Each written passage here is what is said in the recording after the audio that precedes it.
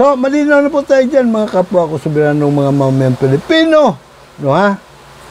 Malinaw na malinaw kung ano po yung dapat na palitan sa ating pong saligang batas. Dapat na ilagay sa tono. So, again, ang kahindik-hindik na tanong na nagmamakawa para ating itanong sa ating mga kagalang-galang na mga senadores at mga kinatawanis. Oho. Kaya ba nila maghain ng amenda numero 1 sa Bill of Rights? Oh? Ritukin na natin ito pong yung kanina pinakita ko sa inyo, ho? Yung section 14 subparagraph 2, no, ha?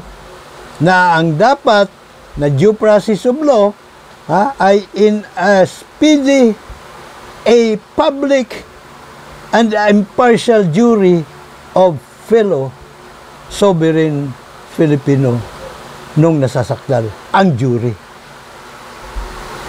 Malinaw?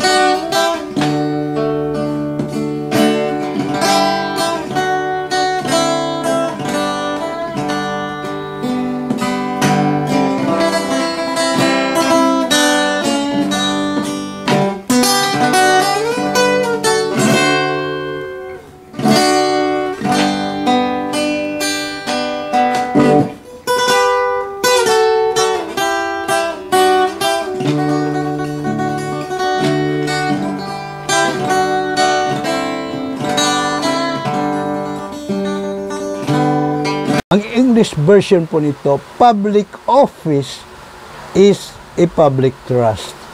All government officials and employees must at all times be accountable to the people. Blah, blah, blah. Nangyayari ba ito?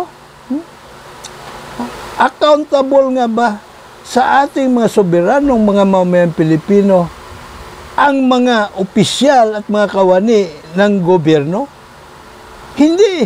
Baliktad eh. Tayo, miski walang kasalanan sa kanila, pwede nilang patawan ng kaparusahan o parusa. Sila na may kasalanan sa atin, aba, ni dulo ng kanilang buhok, hindi natin makukurot man lang.